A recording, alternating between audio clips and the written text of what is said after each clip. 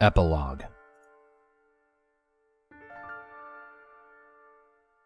And that, as they say, is that.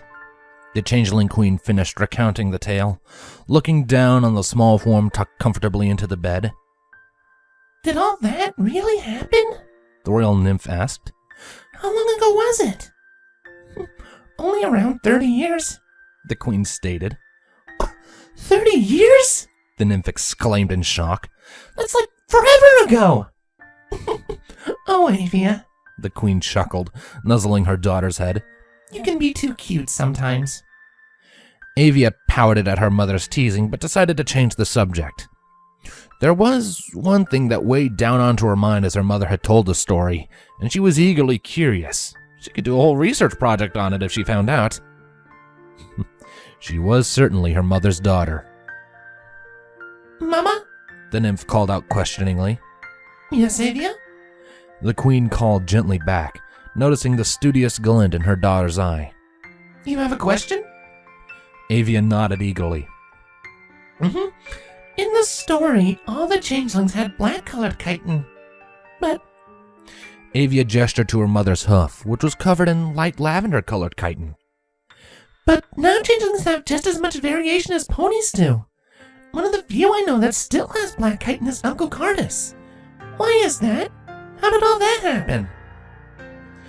The queen was taken aback by her daughter's question. That event, which occurred many years prior.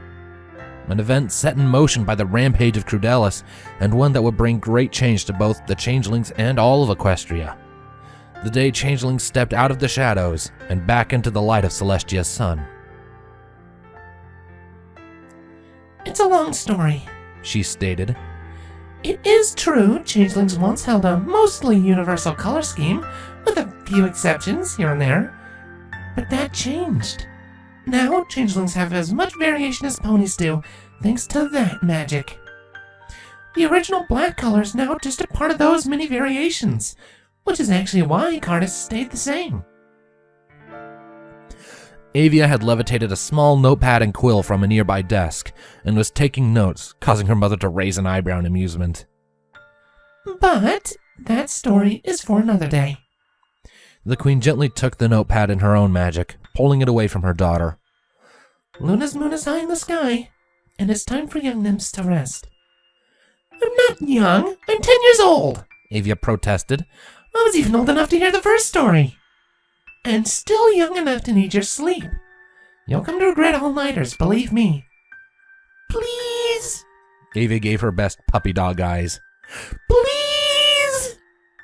The queen rolled her eyes and was about to say no, until she looked down at the notepad and skimmed what had been written. Avia truly was interested in the subject, and not just to delay bedtime. The notes she had written were very detailed, with her own theories jotted down in the margins. The queen couldn't help but suppress a smile as she levitated the pad back to the young princess. All right, you win. Yay! The nymph jumped from the bed and glomped her mother, giving her thanks over and over again. All right, settle back down, and I will tell. One last story, and then it's definitely off to sleep. Deal? Deal! Avia responded enthusiastically, quickly snuggling back under the covers while making sure to have her pad and quill ready. Are you ready? Avia nodded eagerly, waiting for the story to start. All right, then. The queen nodded back. It all started many years ago, far past the Crystal Empire, but not that far from the hive of Queen Draco.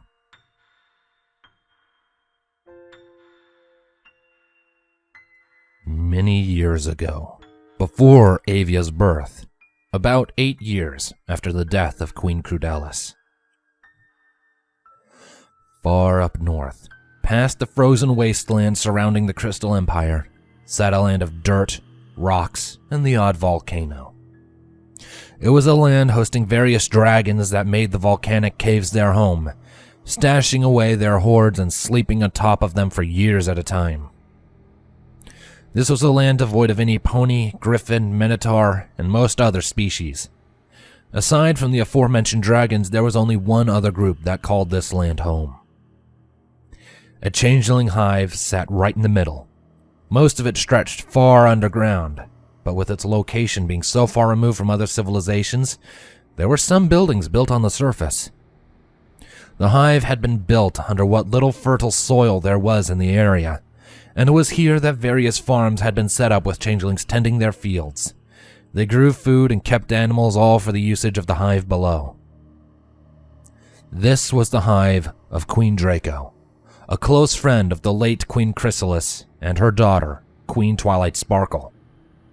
It was this hive that had traded with the Crystal Empire so long ago, before Sombra came along, and it was here that these relations were beginning to flourish once more.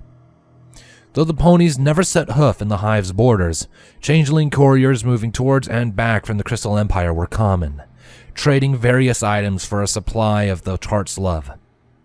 Sadly, only Draco and Twilight had this arrangement, the other changeling queens still preferring a reclusive existence.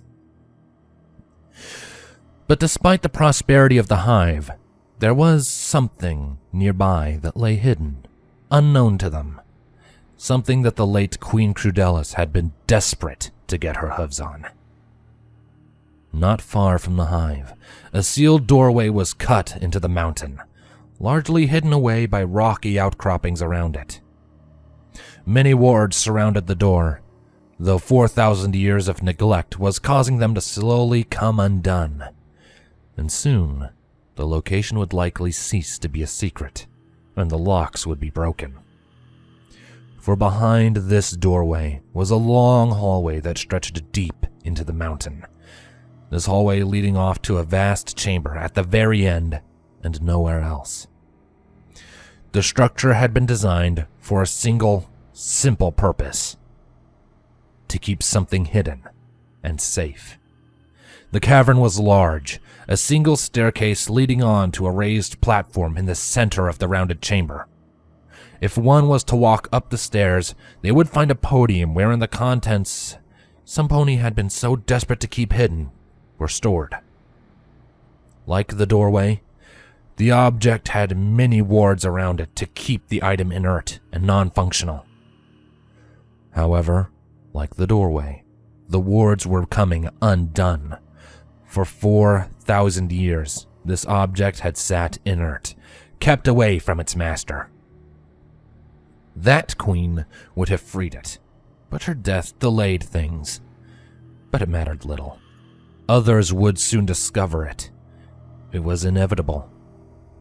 For within this closed-off chamber, a set of forgotten regalia began to glow.